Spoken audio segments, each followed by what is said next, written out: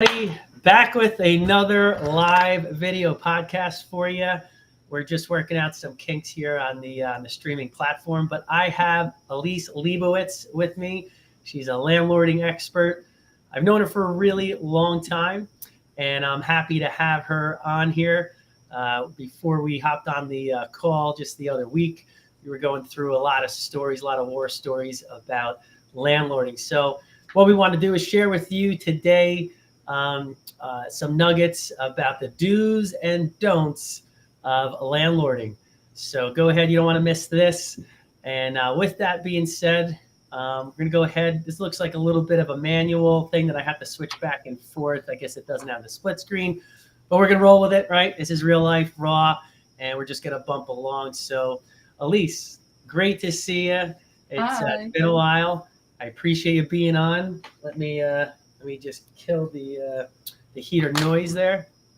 And so really quick, a little bit about our background is that we met when I first got into real estate, and this was back in the days of short sales and whatnot. And if you remember, I sent out an email, and you were one of the ones that corresponded, very open to what the process would be of helping those that are in jeopardy of losing their home and whatnot. And we did some deals together, and the rest is history. We've been in contact since, and you've done a lot of cool things, and would love to hear what you got going on right now, and obviously what you could share with the audience. So with that being said, if you don't mind, if you just want to kind of give them a little background about yourself and how you got into landlording. Okay. Well, thanks for having me here. And yeah, it's been a long trip for both of us. And I'm very excited always to see how well you're doing and always embracing the new technologies and everything. I started, my husband and I became interested in investing when we discovered the website biggerpockets.com. I'll give them a shout out. And we started investing in Trenton, New Jersey, our home state, our capital. And from there, we just expanded. We expanded into Florida. We learned how to manage rental properties out of state and how to build a team. We learned a lot about finding tenants, interacting with our tenants, solving problems with rental properties themselves. There's all kinds of pieces in the puzzle to make it cash flow, to make it profitable. Solving problems is just a constant thing, and you learn as you go. And as you can see, I'm holding some notes. Ryan and I had talked, and we came up with a lot of topics that would be of interest to especially new investors and new landlords. So hopefully we can answer a lot of questions for you. Awesome. Sounds good. So yeah, as you mentioned, we definitely were sharing some war stories. You probably could go on for hours. With that said, we're not going to dive into acquiring the assets. This is more of, hey, you acquired your asset, and what are the next steps? So with that being said, we'll just kind of dive in here. First and foremost, okay, you got the property, it's rent ready. First thing is, hey, how do we go ahead and occupy that? Not only occupy it, but we want to occupy it with the best tenants possible. So first and foremost, one person's going to ask themselves, what is step one? Do I go ahead? Do I use a realtor, a property management company, or someone else to handle, the process of scoping out the tenants? So at least you have some feedback on that as far as how you engage in the process. Yes. Well, I learned early on that most realtors hate dealing with rentals, and no realtor will ever look after your property or your interests better than you will. So as difficult and challenging as it may be to start out doing it that way, I would recommend learning how to screen tenants, how to find them, and always keep in mind, again, that management companies can do this work for you. They do charge. So if you feel like you want to be totally hands off, that's one thing. But you'll never really learn until you do it yourself, even if you just want to manage your first couple of properties. But basically, we take the approach that we are looking for the best tenants, the best qualified tenants, not necessarily the highest rents. So if you're looking for, absolute top dollar, you might be vacant for a while. There are plenty of people, plenty of tenants out there, good tenants, that are just not at that top end of the rental scale. But we have found over the years, Craigslist used to be one of the best places to find tenants. Then it was Facebook Marketplace. Now we really stick to the main sites, Realtor.com, Zillow, things that syndicate out to the main realtor sites. Those are really the better options for finding tenants. So I would start with that and just try to avoid Facebook Marketplace. There's a lot of scams for landlords and tenants. So I've given up on that one.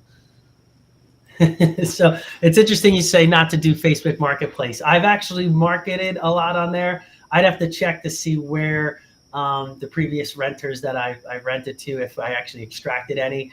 You are right. There's a lot of scams going on, unfortunately. And, you know, at the end of the day, I guess that could come down to the screening process to screen those out. But it sounds like best use of one's time would be to do, you're saying, through Realtor.com and some of the other main sites.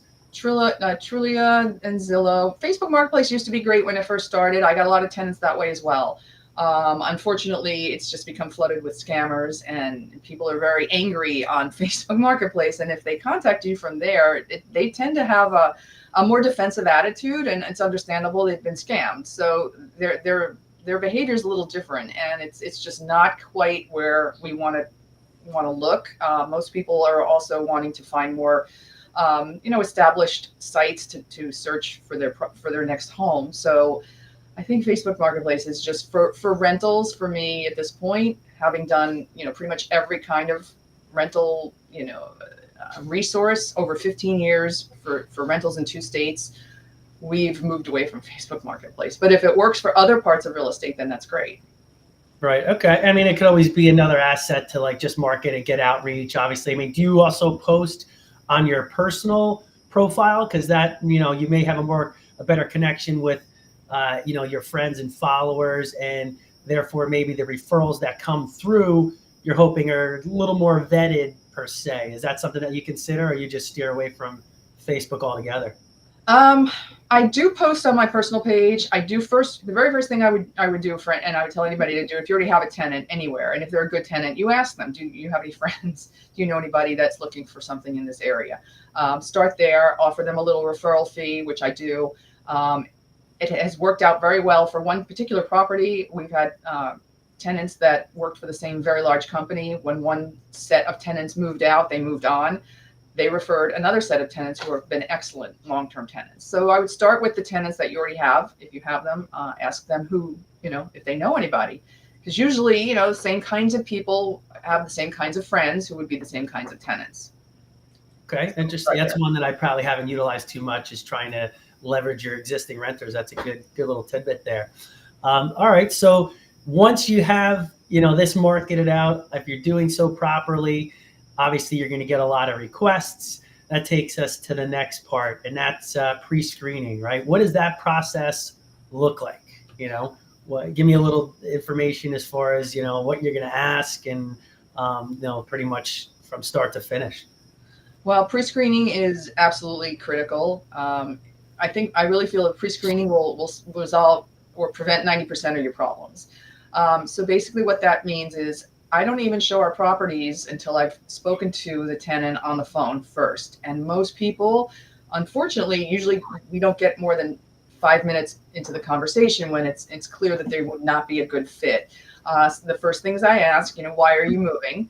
And some people will say, they'll go off on their current landlord. They never fixed anything. They won't do this. They won't do that. I kind of right away understand that there's some antagonism toward their landlord, which will probably follow them to their next landlord. So that I kind of, okay, I'll let them talk a little bit. And then if you start asking about their, finances, you need to ask them, where do they work? How much do they make? And there's landlords who insist on 3 times the rent rule for their income. I don't necessarily do that. But I do want to know, have they ever been evicted? Do they have any judgments against them? How many people will be living in the property? There's quite a few things that they start to tell you without even asking. Quite a few people like to tell you their life story within the first 2 minutes, and it can go on for a very long time. So you have to kind of focus them on the important things, their money, their rental history, Do they have the security deposit to move in? These are just basic questions that if you talk to them, quite a few of them will tell you things that are very surprising, and you know right away it's just not going to be a good fit. So there's no reason to show them the property. That also eliminates a lot of your legwork. You don't have to constantly show property when you're screening first on the phone. So start there. Excellent. Yeah, and that's actually a great point that you made, is that the more screening that you do up front, that it'll avoid most of your problems. And that's where I could say, luckily, I've had rather good experiences from the renters that I've brought on, after acquiring, and not necessarily the properties we bought that came with tenants. Two totally different animals. Yes. But by doing a very good screening process, and to be honest with you, I'm very upfront with them. I tell them just how it is. Listen, we want to make it comfortable for you and comfortable for us. We don't want to have to run down an issue later on where down the road, if you can just marginally make it. Like, this is a long-term relationship. We're not, we're hoping that they're not just moving in just for the year and moving out. We're looking for long-term relationships, and we're going to be in contact. So, that's another thing for new guys starting out, that if maybe they're not acquiring huge portfolios, they're just getting maybe one or two here.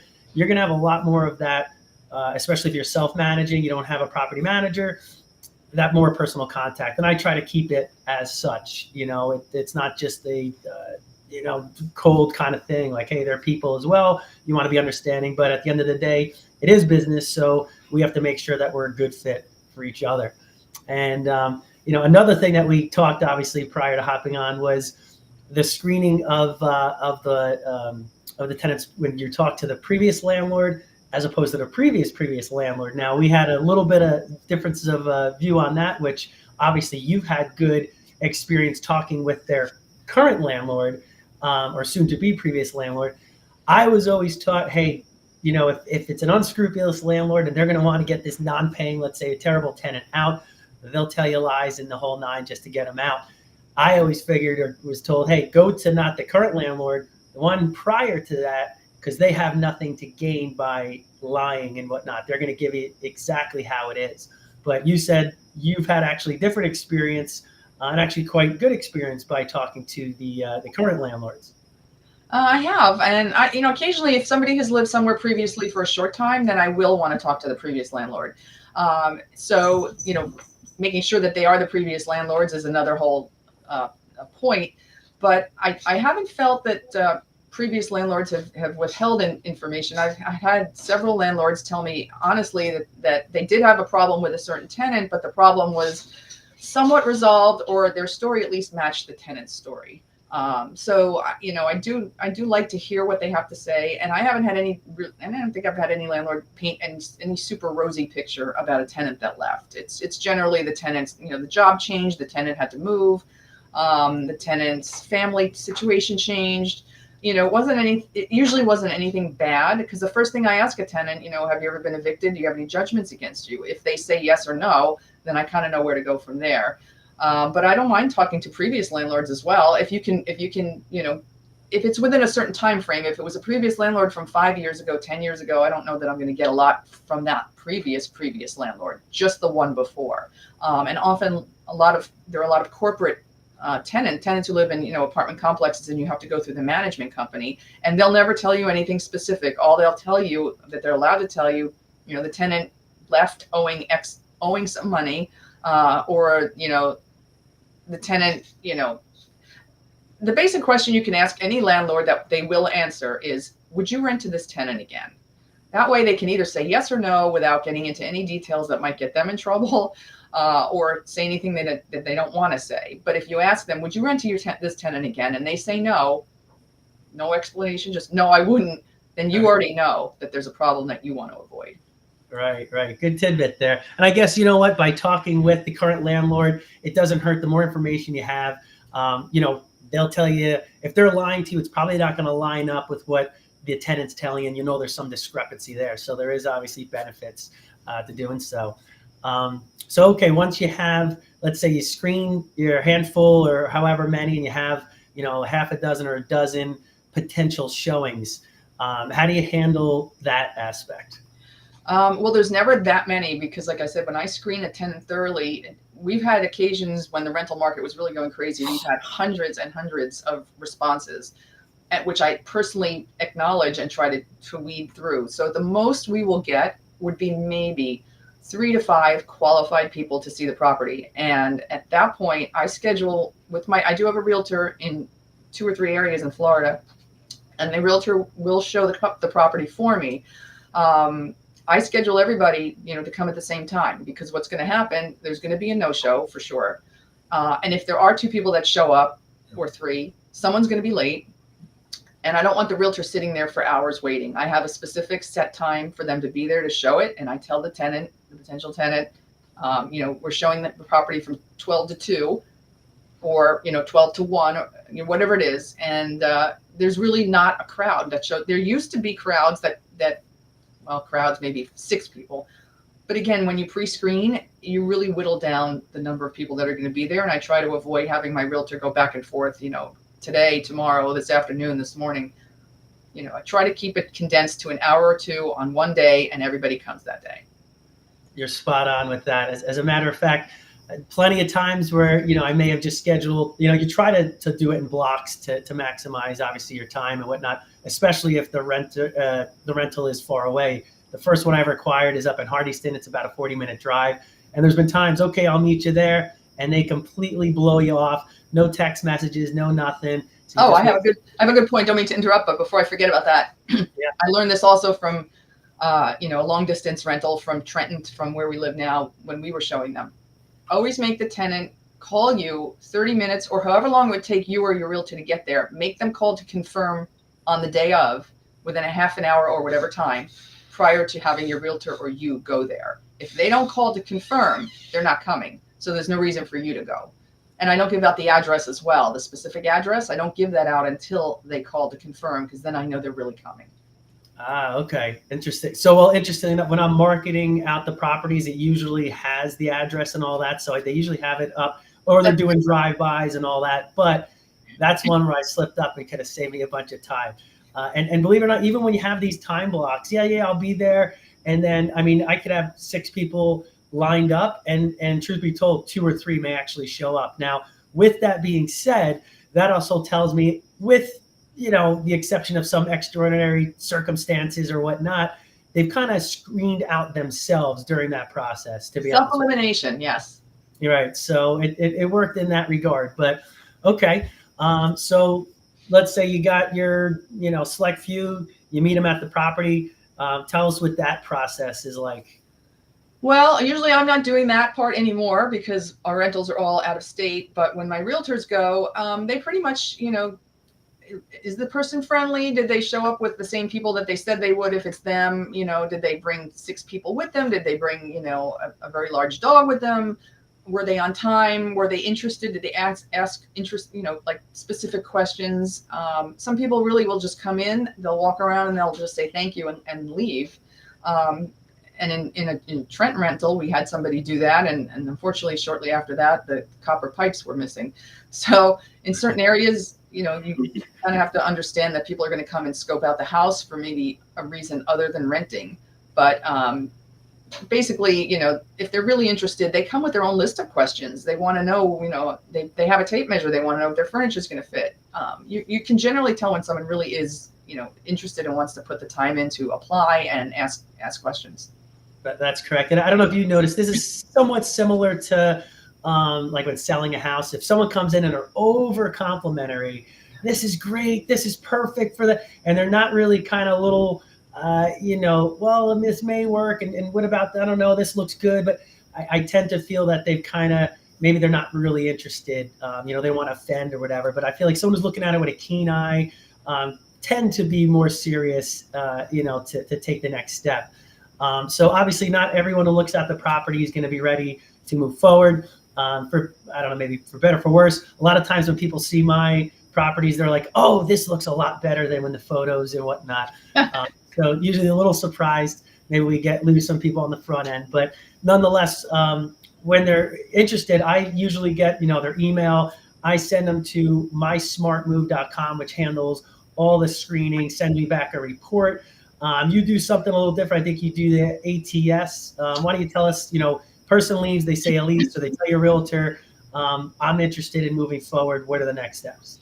Well, as soon as they tell my realtor that, once they leave the property, my realtor will call me and give me a little, review of what happened. And if I hear from the tenant, which, depending if they're interested, I will, I'll send them my application.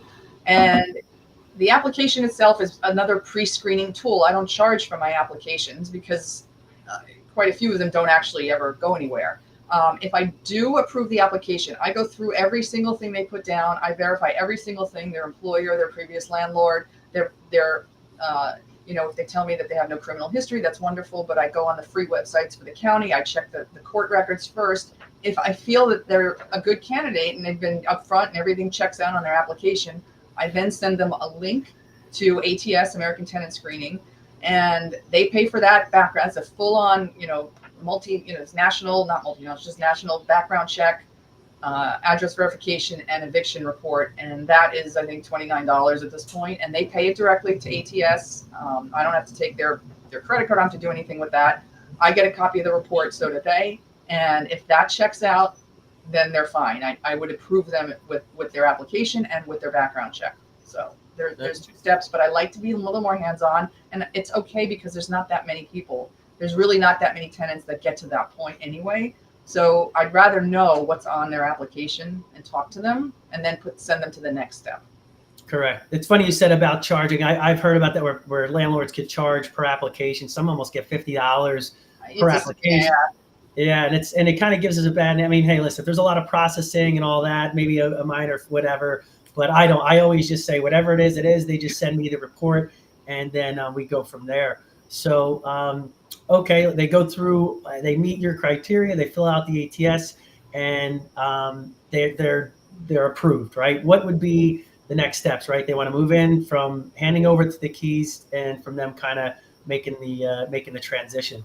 Well, what happens once they're approved, I tell them that I'll send them a copy of the lease, and we make an appointment to go over it on the phone, line by line, which I know sounds tedious, but it really isn't. I want them to understand exactly what it is that they're committing to, just so they understand, how to pay the rent, what happens when they don't pay the rent, what they're responsible for, what we're responsible for, how we handle things, how to contact us, all those little pieces to the puzzle, what's included in the rent, what they're able to do if they want, some people won't ask, can I set up a little kiddie pool in the backyard? Or we don't allow trampolines, but sometimes we can make exceptions for other things.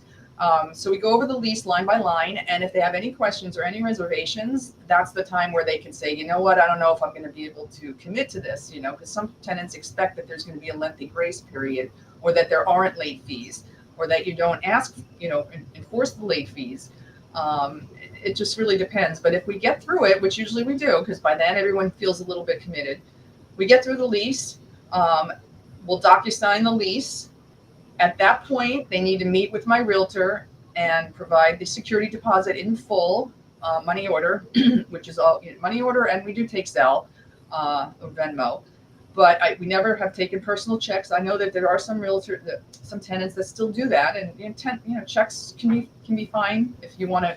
You run the business that way. We tend to run everything after that electronically, so rent gets paid electronically.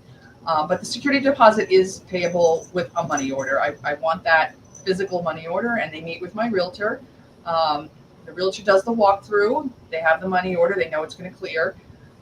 They take pictures. Excuse me, and I've had pictures already taken. So once they understand what date they're going to be moving in, we just set that up. We make sure that they've got the utilities set to switch over to them. My realtor will meet them on the day of the move-in. And generally things, usually go smoothly, but, it's a house. Once you move into a new house, if it's new for you, the tenants with their families tend to stress test a house a little bit more than you expect. So there might always be a few glitches at first, but generally the process, flows that way. Okay. Now, one thing that we kind of glazed over, and it actually ties into eviction, which we'll address later on, but you gave me a little nugget as far as how you can get the leases drawn up from an attorney, actually, in essence, free of charge. Why don't you kind of dive into that? And this is not to take advantage of an attorney. This is to actually bring on a person on your team And again, well, it ties into eviction, and I'll let you just dive into that real quick. Yeah. Well, when we first started investing in Trenton, we were referred to a realtor. I'm sorry, to an attorney who specializes in landlord tenant law and real estate law. And they gave us a free consultation and a free lease. We didn't get it from Staples. We didn't download it offline and online, none of that. We didn't borrow it from a friend. We got a lease from the attorney that would be ultimately, if they had to, defending it in eviction court. So that's the first thing you really want to have on your team. Another person that's very important is an attorney who specializes in landlord tenant law in your state, in the state the tenant's in, not the state you're in. Because unfortunately, at some point, if you're in this game long enough, you're going to need to, file an eviction. So they'll give you the lease. You can add a few things to it, but the state laws override your lease, meaning you can't just throw in anything that you want into that lease and expect that it would hold up in court. If you don't want to let a tenant put in a kiddie pool, that's fine. You could put that in the lease. But other than that, the landlord, the attorney will be the one who tells you, what your state's laws are for the late fees, for the process, for pay or quit notices, etc. So you don't want to just pick an attorney that helped you get out of a traffic ticket or handled your divorce. You really need a landlord tenant specialist for your attorney to really succeed with rental properties, because you will need an attorney at some point. Right, and the reason why they're willing to do that either at a reduced cost or almost give you the lease for free is because, again, they'll be representing you most likely. If there's business down the road for them, they know it. Right. So that's not all attorneys will do that. I'm sorry. I just want to make sure not every attorney will do it for free, but most of them will just, they have a standard lease and for your state. So it's not, as an introductory offer, so to speak, you usually get that at a much reduced cost. Right. Again, the benefit being obviously if they're going to represent you, they want to be able to represent what they have provided to you. So it's again, this is also thinking long-term, not just long-term relationship, hopefully with the tenants, but also your team. And we'll go into why your team is very important, especially when you're dealing as an out-of-state landlord, as you are. You're really relying on these guys. So before we get into that, as far as security deposit, renter's insurance, how are you handling those parts? Security deposit must be paid in full prior to the keys being handed over. There's no exceptions, and the tenants understand that. And we have had tenants that came and said, well, I thought I could sell it, but I didn't do it until I got the keys. Sometimes they misunderstand the process. It's not a problem, but my realtors know no keys, no deposit, no keys. So that has to be done. Also prior to move-in, as soon as they sign the lease, they do need to have renter's insurance. We need proof of renter's insurance every year. So they need to have that. And also they have to show that the utilities have been switched into their name, because usually I give the notice to the utility company to take it out of my name on a certain date, but I can't tell them whose name to put it in. The tenant has to do that. So those administrative things have to be done. And if you have a checklist, which you should, that makes the process go much smoother. Okay. And then one little tidbit as far as I always try to get the LLC added as additionally insured. Yes. My understanding is that if there is a claim or whatnot, that you want to make sure that helps the ability for your company to get paid in some cases. Otherwise, you would not. Paid in regards to if something happened, right? Generally in Florida you have hurricanes, so then there's damage potentially, not always, but I do have my LLC listed have them list me as the additional insured, because when, let's say the power goes out, for 3 days, 4 days, the tenant's refrigerator full of food is ruined. They want compensation, and I had that happen once, but that was not, unfortunately, it's not our responsibility to cover that. That is part of the renter's insurance, depending on your policy, if you'll be covered from that. But that is something you need to have as well. Yes. And how much do you usually require them to have? On ours, I believe it's around $2 million. I don't have.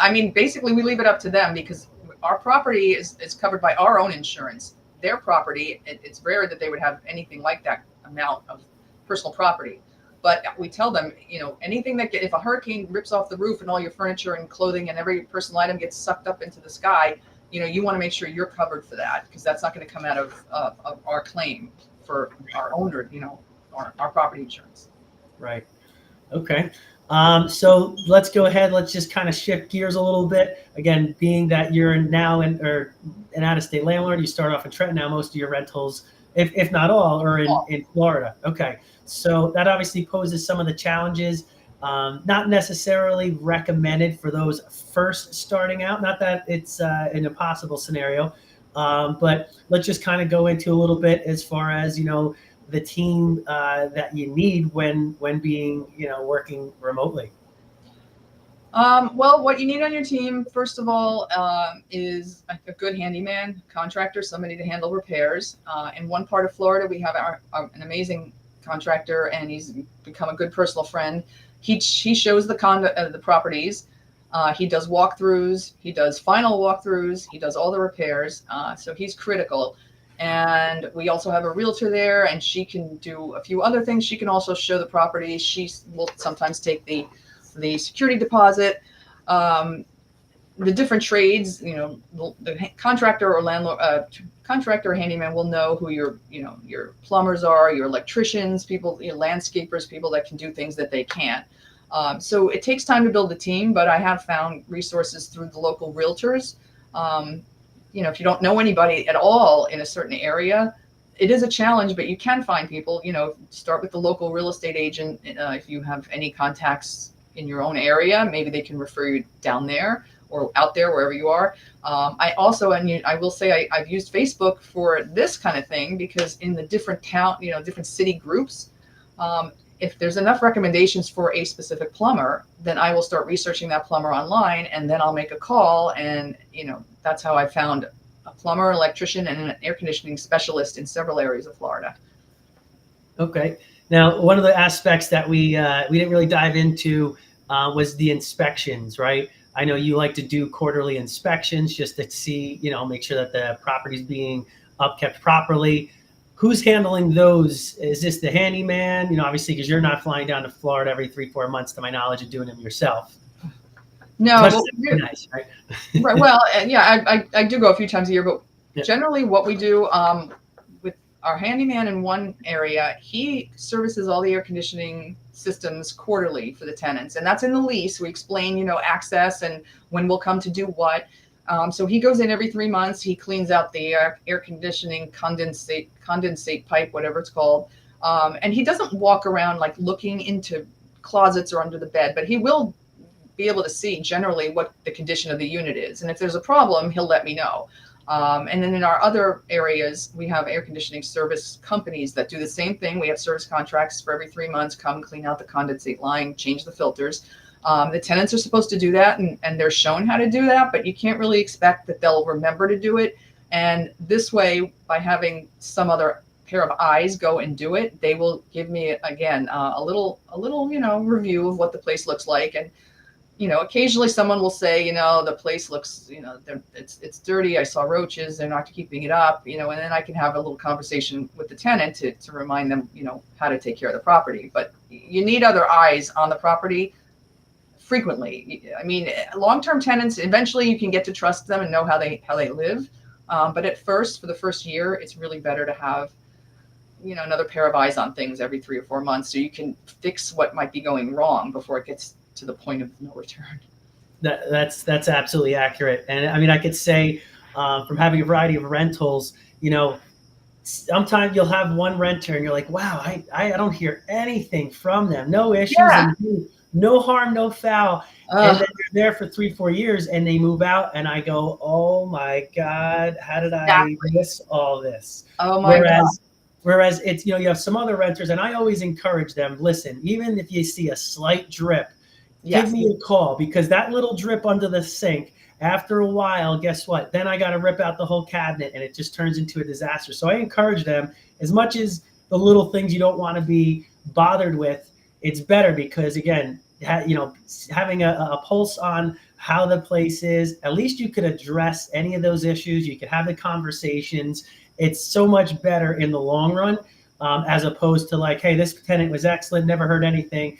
And you go after they're ready to vacate and you see, oh man, I really dropped the ball on this. So again, whether it's you or whether you have a handyman that goes, and then just like you're saying, just another set of eyes that can report is definitely invaluable.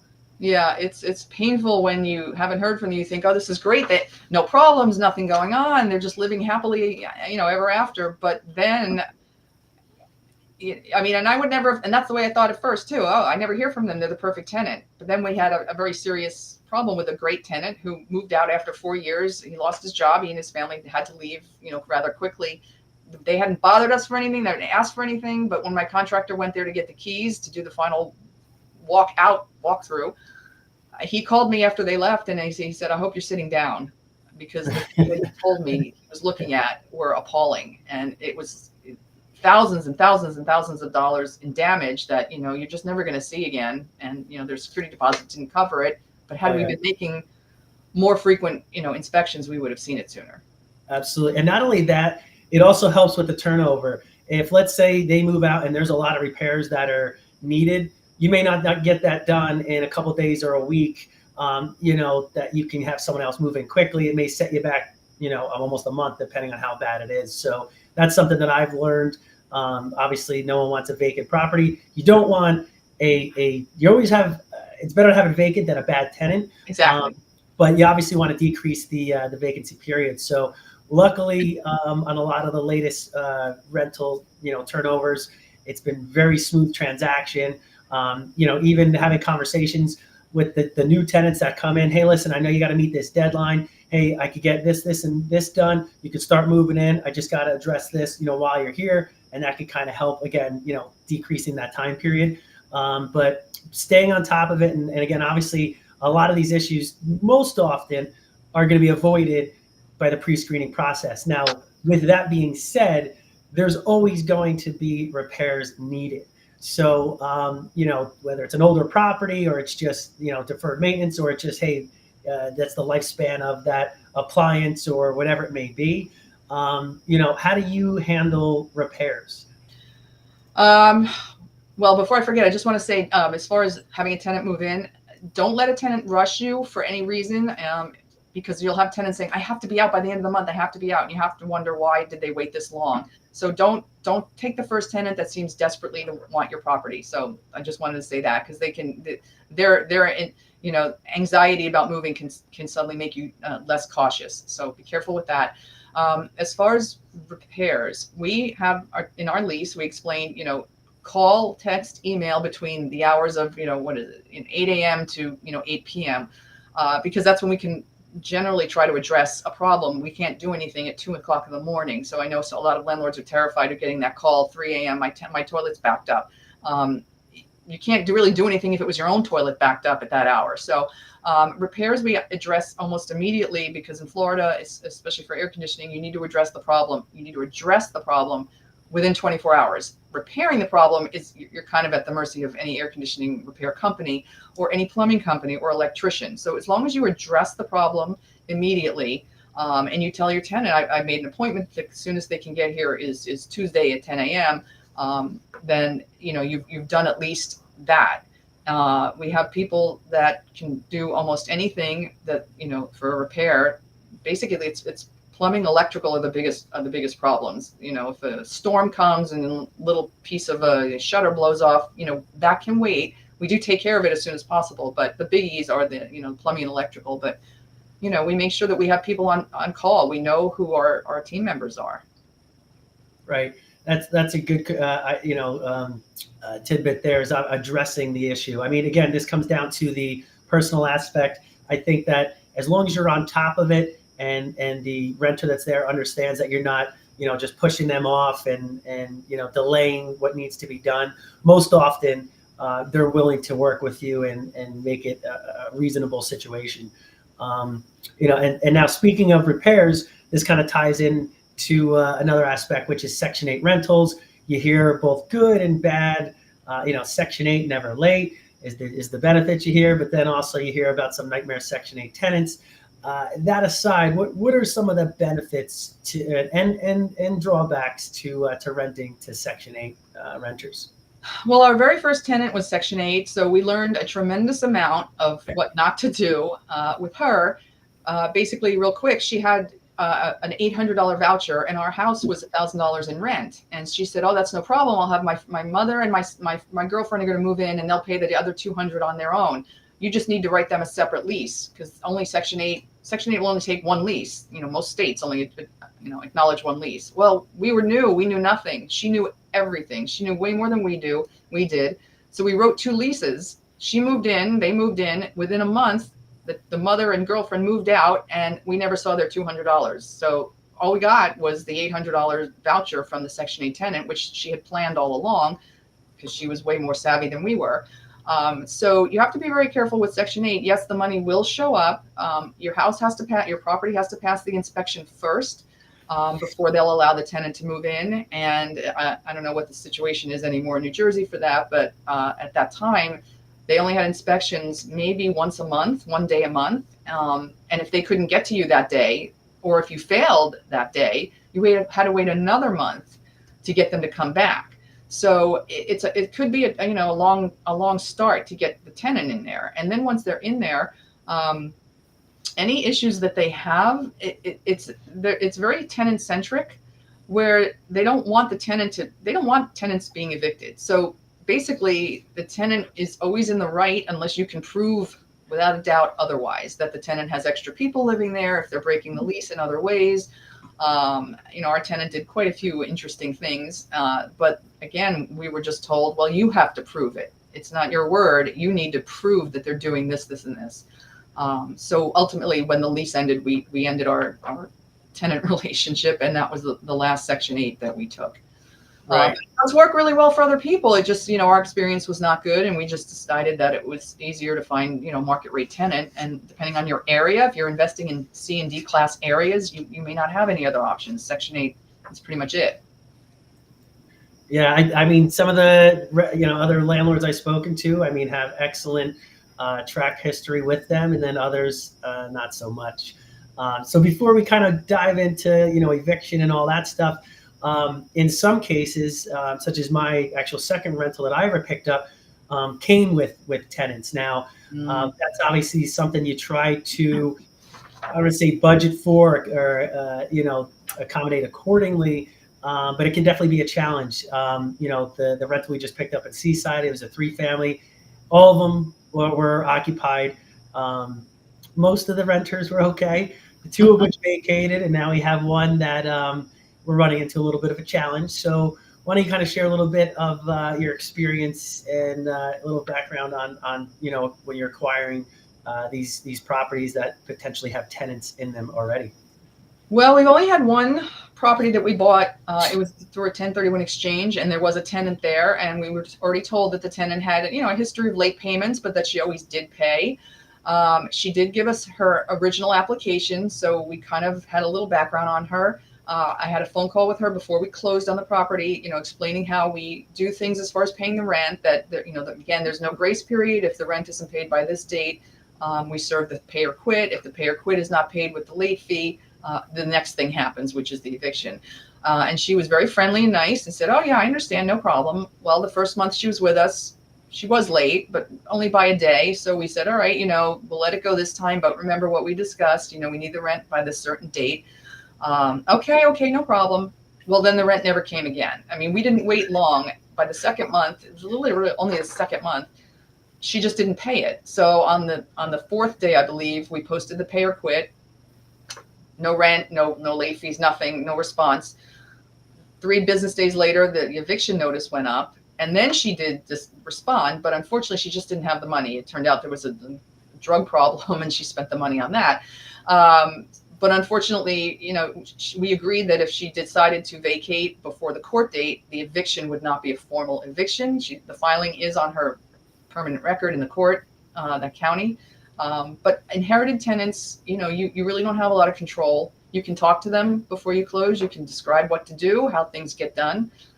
If they're inclined to be the same kind of tenant they were before, you really have to just prepare that you'll probably lose them. Yeah, it's unfortunate. It's not something that any landlord wants to go through. But as you grow, if you have more than one rental, it's almost inevitable in a sense. And so obviously we try to do everything that we can to get to that point. But it's unfortunate because in a lot of cases it is necessary, so that and it's not uncommon. We've talked about this where uh, you're driving up and their car is nicer than yours. They have the latest TV, the latest iPhone. Everything seems to get paid somehow, some way, and landlords are last. So unfortunately, talk only goes so far, in which case you have to start the legal process to get things moving along. Again, it's not anything that we ever want to do, but I can tell you from the thing we're going through now, we should have started the process differently a lot earlier, just because time is not necessarily on your side. We have the holidays. We got to get this thing ready, rent ready, by the summer, which is where a lot of the money is made on these summer rentals. So, you could always start the process and kind of, if that gets enough for them to get going, you could always, as my understanding, withdraw or just make it easy for them if they're okay people. But in a lot of scenarios, if you're pushed to that point, it's better to start it sooner than later. Waiting doesn't seem to behoove you. So with that said, you have the eviction process. I mean, pretty standard structured, pretty solid. Yeah, we after investing for 15 years in 2 states, it's kind of just something that's going to happen every couple of years, and we don't get emotional about it. It's unfortunate. Most tenants, when they don't pay the rent for whatever reason, they just stop communicating. So there's really no way to know whatever happened. Was there a problem? Maybe you can help them solve their problem, but they usually just stop communicating. I think they feel that if they just ignore this problem, it'll go away, or that the landlord won't do anything. But as much as we want to keep the relationship, we have our bills to pay. Everything is a business, unfortunately. So, we explain all this again prior to the lease signing. We go over everything on the phone, and it's very matter of fact. And we do tell them, we can't accept any calls or texts about not having the rent. You need to borrow it from friends or family first. You need to either, have the money through them. And if you don't, we do offer the option of vacating the property before, an eviction gets to that point. But we still file the pay or quit, and we still file the eviction according to the dates in the lease. Because as you mentioned, Ryan, when time starts to slip by, you run into, problems at the court, holidays, which we had an eviction once over Labor Day weekend. It did take longer. Backlogs from COVID, things like that. So, you want to make sure that the tenant understands if there's a problem and it's something we could possibly help with, just talk to us. But if we don't hear from you, or if it's simply you don't have the rent at all and you're not going to have it, the option is to vacate early. The other option is unfortunately going through with the eviction, and you don't want that on your court record, because any landlord down the road can look that up easily and just see that. Right. And that's why you want, again, some solid people on your team to, and especially an attorney that can handle this, to get the process, done efficiently and smoothly. You don't want just the general attorney and, someone who doesn't specialize, because it just delay the process. Correct. So, Alyse, we covered a lot here, and I guess almost an hour. Like I said, we can go on for hours as far as the war stories. Maybe we'll save that for another podcast. But definitely appreciate you being on, sharing the nuggets of wealth there. I know you are actually offering a type of mentorship and coaching for landlords that looking for some hand holding and some direction. As you can tell, there's a lot involved. As much as people pitch, that this is a passive business, it really is active. At least if you're starting out self-managing, and have a small portfolio, as opposed to maybe being, a private money partner on a huge apartment complex. So as you can see, if you're going to be involved, there's a lot more than just screening, collecting payments, and then doing a tenant turnover. Why don't you tell everyone about kind of what you got going on and how they can contact you if they're interested? Well, I can help with, a lot of the upfront work, so that, it does run a little more smoothly. When we jumped into this, we did know somebody who had, rental property, and he gave us a little bit of insight, but you just really can't know, and you learn way more as you go along. So the Section 8 problem we had right at the beginning could have been avoided. We didn't know, and what you don't know will cost you in this business. So I offer, mentoring and, consulting for how to screen for tenants, how to find tenants, how to handle a problem before it becomes an even worse problem, how to manage out-of-state rentals. again, there are management companies. If you want to be completely hands off and turn over 10 or 12 or 15% of your revenue to a management company, then you don't have to worry about anything technically. But it's not hands off. It's not turnkey. If you don't watch your own little farm, you may not have one after a while, because, people can take advantage. So it's best to learn this on your own at first, so that you understand what a management company can do for you later as you scale. And it depends on how big you want to go. But if you want to start with, learning yourself and knowing how the business really runs, I can help with that. We've been investing, my husband and I, in 2 states for almost 15 years. We've seen a lot. We've had some great mentors ourselves, and it really can be less arduous if you have a little bit more knowledge to start with. So I can be reached at Trenton Rentals. That's plural, TrentonRentals@gmail.com. Excellent. I appreciate it. Well, Alyse, it's been great. As you guys know, she's got 15 plus years experience. When I first got into the business, she was well immersed into it. So you're in good hands. Reach out to Alyse. We'll go, and I'll post it down in the comments as well, just so they can reach out to you. And with that being said, Alyse, we'll hope to have you on again in the future. And everyone else, happy holidays. Thanks so much, Ryan. It's always a pleasure to deal with you, and I'll talk to you soon. Say hi to the family. Will do. All right.